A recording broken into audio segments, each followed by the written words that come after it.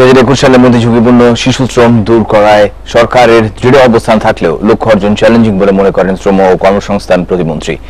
অন্যদিকে এই লক্ষ্য পূরণে আইনের সঠিক প্রয়োগ এবং সংশ্লিষ্ট মন্ত্রণালয় ও সরকারি প্রতিষ্ঠানের মধ্যে সমন্বয়ের তাগিদ দিয়েছেন শিশু অধিকার কর্মীরা। শিশু শ্রমিকের সঠিক সংখ্যা বের করার উপরও জোর দিচ্ছেন তারা। দেশে এক দশকের ব্যবধানে শ্রমে নিয়োজিত শিশুর সংখ্যা প্রায় অর্ধেকে নামলেও ঝুঁকিপূর্ণ শ্রমে নিয়োজিত শিশুর সংখ্যা উল্লেখযোগ্য হারে কমেনি। পরিসংখ্যান ব্যুরো বিবিএস এর শিশু শ্রম জরিপে এই তথ্য উঠে এসেছে। জাতীয় শিশু শ্রম সমীক্ষা 2013 অনুযায়ী দেশে কোনো না কোনো শ্রমে যুক্ত শিশুর সংখ্যা প্রায় 38.5 লাখ।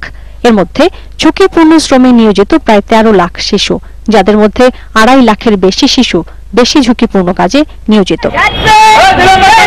2010 সালে নেওয়া লক্ষ্য অনুযায়ী চলতি বছরের মধ্যে ঝুঁকিপূর্ণ শিশু শ্রম পুরোপুরি বন্ধের পরিকল্পনা ছিল সরকারের, কিন্তু লক্ষ্য পূরণ না হয় সময়সীমা 2021 সাল পর্যন্ত বাড়ানো হয়েছে। তবে আগামী 5 বছরে লক্ষ্য পূরণ সম্ভব কিনা তা নিয়ে সংশয় আছে শিশু অধিকার কর্মীদের।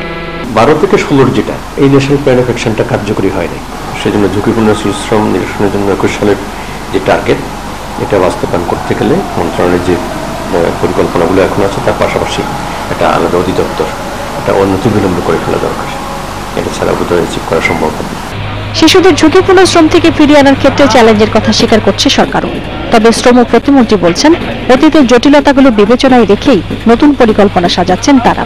শিশু শ্রম নিরসনের জন্য ফোকাল পয়েন্ট শ্রম মন্ত্রণালয়, সেই কারণে আমরা এই শিশু শ্রম নিরসন করার জন্য আইনের আলোকে জাতীয় কাউন্সিল করা হয়েছে। জাতীয় কাউন্সিলে কিন্তু ওই সমস্ত মন্ত্রণালয়ের প্রতিনিধিরা মেম্বার আছে। এটা আসলে গত কয়েক বছর যাবত খুব একটা অ্যাক্টিভ ছিল না, এখন আমরা এটা অ্যাক্টিভ করেছি এবং সেখানে বিভিন্ন মন্ত্রণালয়ের প্রতিনিধি নিয়ে আমরা একটা সমন্বয় করার চেষ্টা করছি।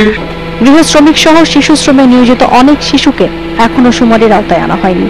আর তাই পরিকল্পনার সঠিক বাস্তবায়নের জন্য কেন্দ্র থেকে ইউনিয়ন পর্যায় পর্যন্ত সঠিক ডেটাবেস তৈরির উপর জোর দিচ্ছে শিশুদের নিয়ে কাজ করে সংগঠনগুলো।